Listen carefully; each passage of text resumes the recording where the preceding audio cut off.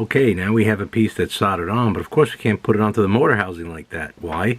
Because we got to take the screw off. The whole hope is that the screw and the solder have now made a perfect form of, I guess, a socket for the screw to go into. Let's see if we can take it out. And then we're going to have to see if we can fit it, of course. I imagine it should be able to turn. It does kind of, not easily, but it does turn.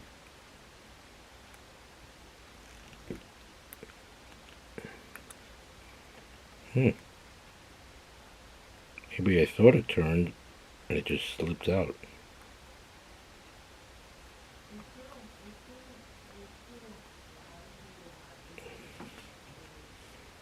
Oh, it's tight.